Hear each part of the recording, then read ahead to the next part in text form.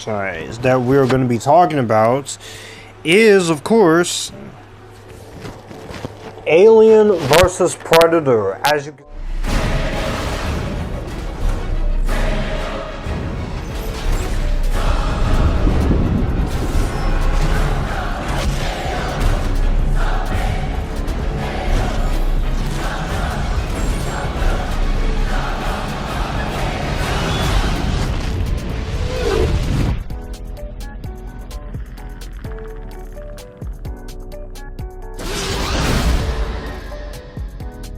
Alien vs. Predator, this is a 2004 film. This was directed by Paul W.S. Wild Style Anderson.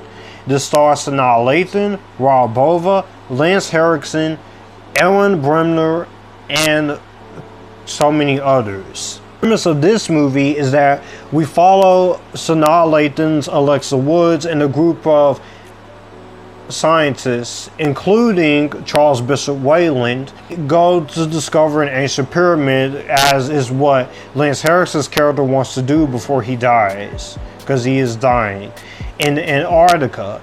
And so what happens is they make the trip there, but what happens is they get stuck here, and two alien races of the Xenomorph and the Predator engage in an all-out war.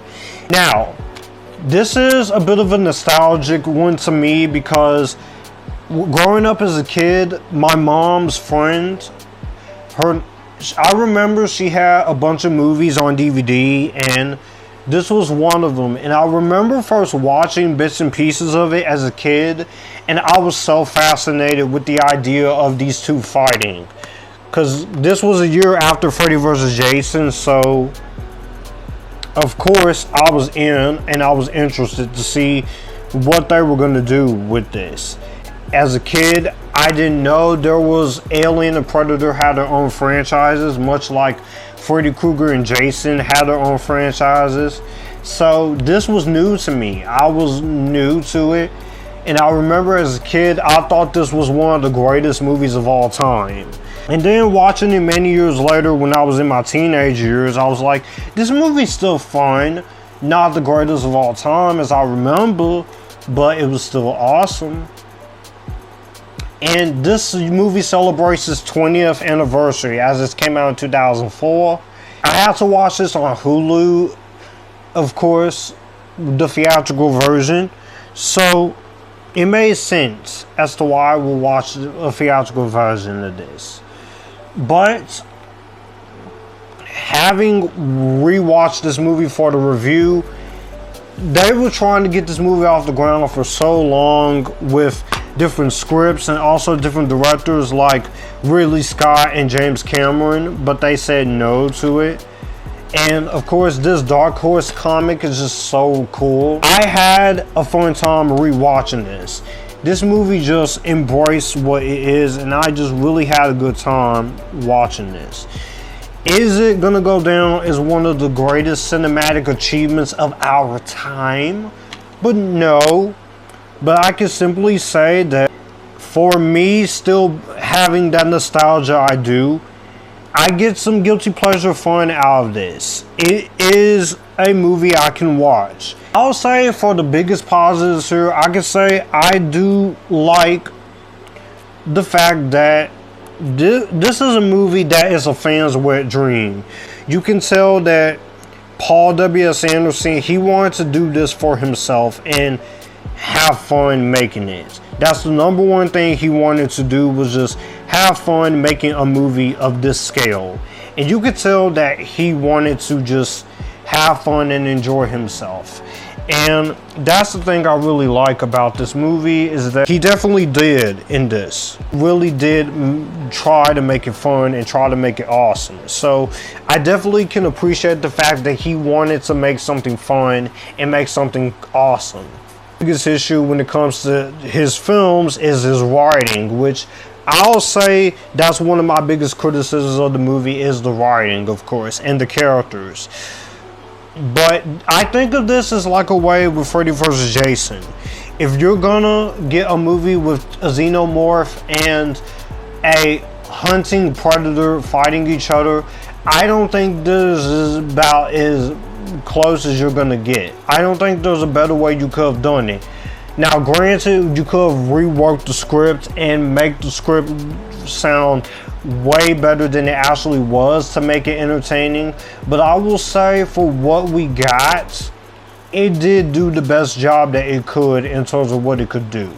It's not trying to be the next Academy Award winner, but it was trying to be entertaining. There's moments where I'm sitting there entertained rewatching this, and it just knows what it is. It's stupid, it's fun, and it's just dumb.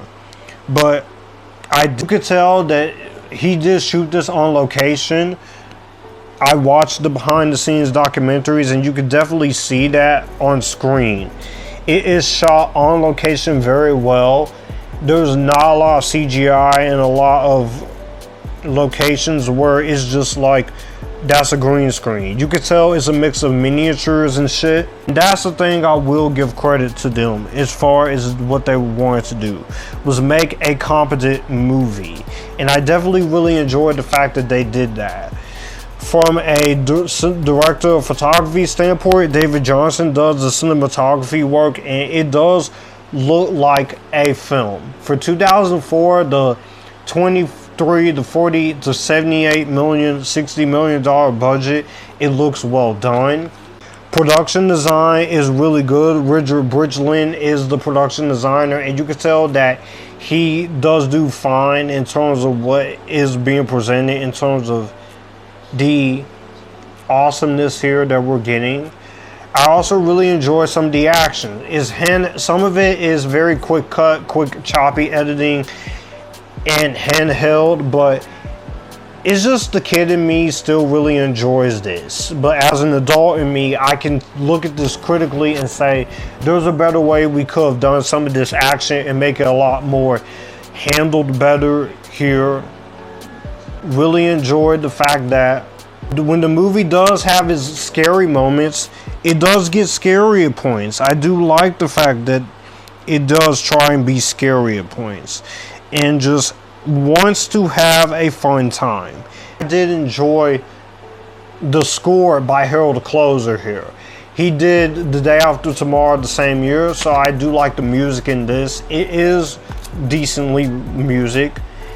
It's not the best movie he's ever done, but I will say there's moments where it is competently directed in the action, especially in the climax when you have the two characters of Alexa and Scar. With that last half of the movie is actually my favorite part, when you have Sanaa Lathan and Predator fighting the big giant Xenomorph.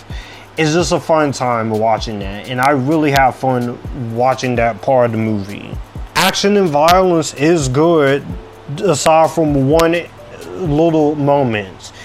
And you do get your horror images of the chest burster coming out, and then the slow motion shot of the Xenomorphs landing on this one girl and these other characters. That's how forgettable the characters are, aside from Alexa and Charles Bishop Weyland. And the moments where the Xenomorph is being scary, the good practical effects here of those two is really good. There is some shoddy CGI, which is one of my problems when it comes to the movie, but I will say I overall really like the idea of it. The performances here. Sanaa Lathan as Alexa Woods, you get some development on her. She's the most fleshed out of the characters, but I will say she does a good job. I'll always love Sanaa Lathan as an actress, even in the not best movies. She's a beautiful black woman and a beautiful black actress I enjoy. And one of my is not Ripley, of course, but I will say she does fine for what she's given here. Raul Bova, with his character, does get some character development to him despite it not being much. You also have Charles Bishop Weyland in this, Lance Henriksen. He's good in the movie. I really liked him, of course. Ewan Bremer does a good job here in his little small performance. I will say he's competent as well. So it's a good competent cast, and also people like the actors who play the Xenomorph and Predators, they do a really good job here. My favorite character in the movie was definitely Scar, because Scar is an OG, and Scar is just a fucking badass. I love Scar. He's so cool. And the Predators, I've always been Team Predator. I love Alien, but Team Predator is also really cool. They have those cool gadgets and such, makes them look really awesome, and they're just so much fun. Moving on into the issues, like I said, what hurts this movie is the writing and the character development. Because aside from a few characters, you don't get much out of some of these characters, and that's one of the biggest disappointments when you're watching the Alien vs. Predator movie, especially the next one. Oh, I got some thoughts, because the characters are not the best here in terms of what you get.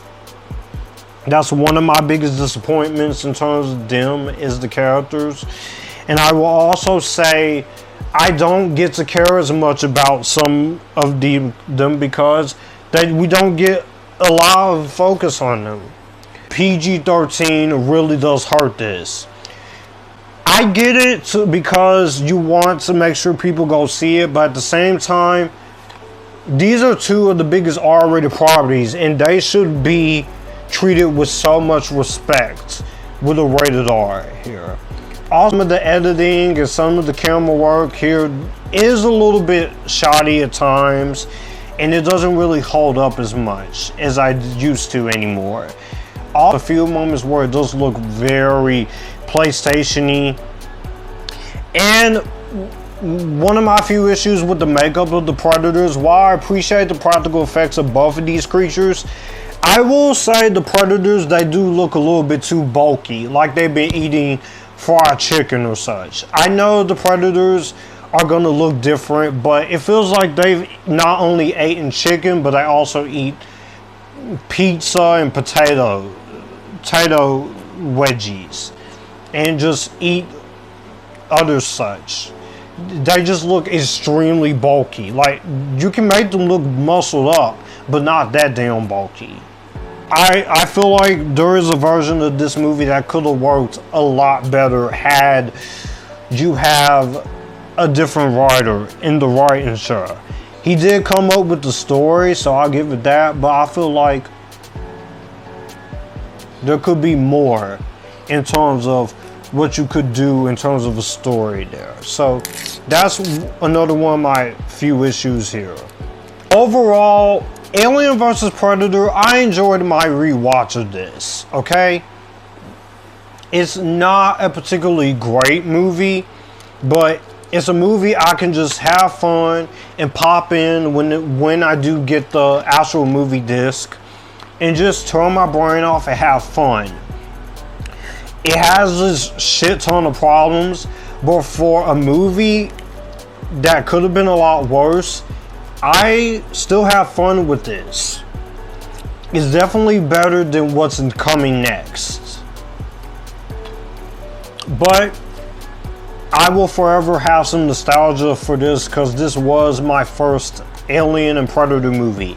And without this, I would have never become a fan of this particular franchise you're hearing me talk about.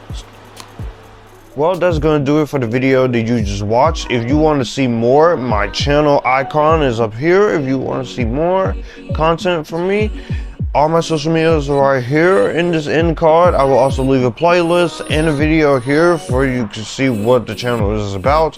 As always, acknowledge me, stay epictastic, join the Epictasticness, and you guys keep it cool.